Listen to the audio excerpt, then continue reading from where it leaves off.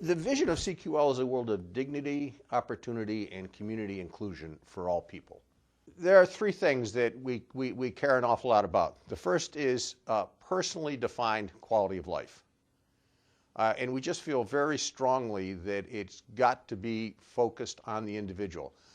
Let me give you a short story to illustrate the difference. Back in the early 1990s, we had a set of quality standards that numbered about 870 individual items that focused on such things as organizational process, qualifications of staff, architecture of buildings, structure of programs.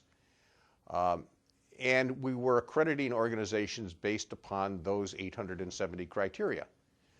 And organizations were becoming accredited, and yet at the same time, staff was coming back and saying that, you know, while that organization is accredited, people living there are experiencing very terrible lives. So we started over, we put the 870 process measures on the shelf, and instead went out and asked people with disabilities, what's really important in your life? And nobody ever told us they wanted a new social worker or a better case manager or a different interdisciplinary team.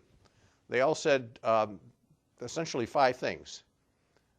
They wanted money, a job, a car, transportation, a girlfriend or a boyfriend, and a place to call home. And it's really that simple. And each person defines that in a slightly different manner. So we're just very passionate that we measure personal quality outcomes for people and not organizational process. The second thing is that you only get quality of life in the context of community. People don't get real lives in programs. They get real lives in community. So that's the second thing we're passionate about. And then the third is that we've come to define the role of organizations not as mere providers of service, but rather as bridges to the community.